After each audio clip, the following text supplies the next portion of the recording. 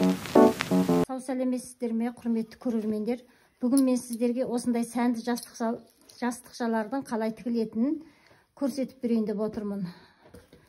Ол үшін бізге кез келген размердегі осындай 4 2 мата керек. Ол қиып алынған матаны екеуін де оң бетіне қаратып, біріне бірін осылай беттестіріп, бірінің үстіне бірін қоясыз. Мынау мен 27 размерде алып отырмын. Осының шет-шетінен 1 сантиметрді былай қалдырып қоямыз тігіске. Қалған бөлігін теңдей 6 бөлікке бөліп аламыз. Ол үшін бізге мына тең ортасын былай тауып алайық. Біз тең ортасын тауып алдық. Мында осыны былай сызып қоямыз. Осылай сызып аласыз. Екінші жағында осылай тең ортасын тауып сызып аламыз.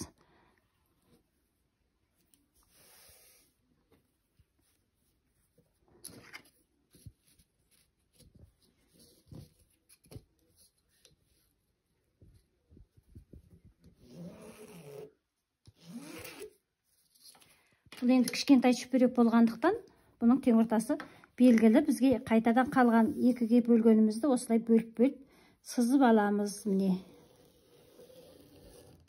осылай сызып даярлап алған матамызды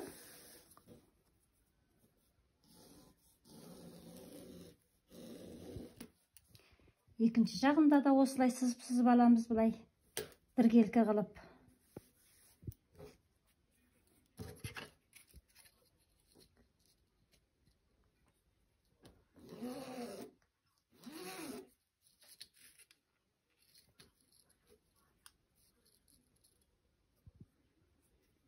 Сіз бұны өзіңіздің қалаған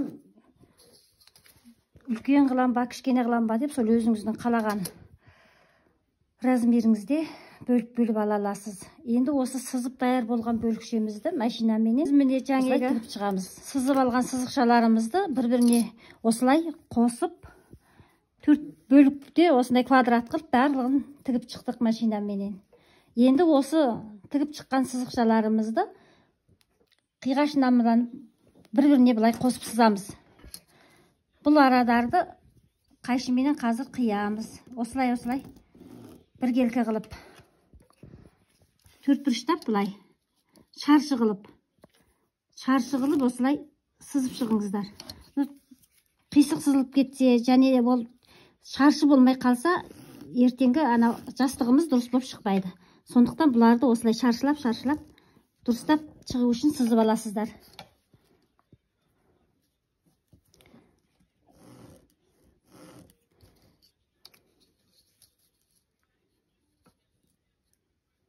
Тура сызықтың ұшына дейін осылай сызып шығасыздар.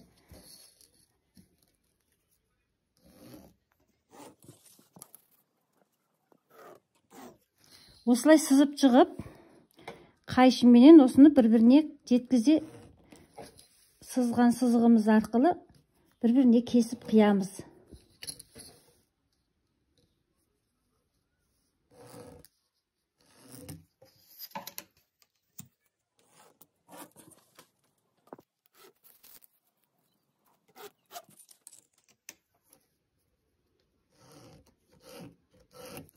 Осыны енді қайшының көмегіменен барлығын қиып шығамыз. Енді осылай міне қиып алған шаршыларымыздың шаршылап қиып алдық. Міне барлығын былай мен қиып шықтым қайшыменен. Енді осы шаршылап қиып шыққанымыздың ортасына мынандай сәл қиығымызға жеткізбей осылай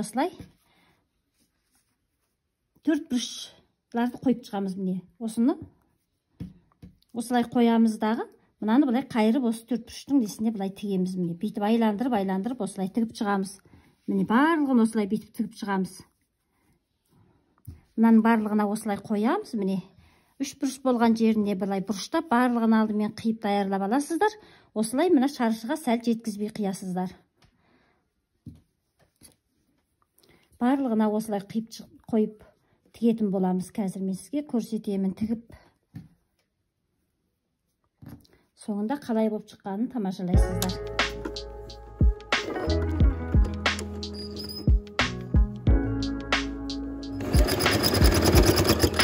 Мен сіздерге анық көрініп тұру үшін мынаны ақ иппенен тігіп аттым әдейі.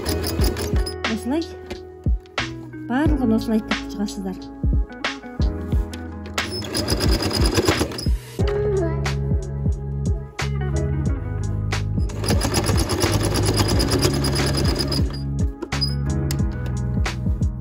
Біріне бірін жалғастырып осылай тіге берулеріңізге болады.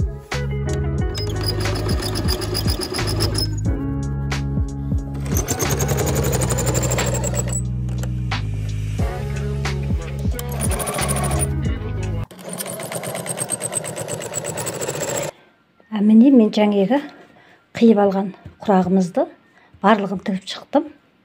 Осылай былай ортасынан жаңа қиып алдық қой, енді міне соны қайырып осылайша тігіп шығасыздар. Сонда бір осындай керемет әдемі сәнді құрақ көрпе қылып алсаңыздар да, жастық жағып құрасаңыздар да өте әдемі құрақ болып шығады.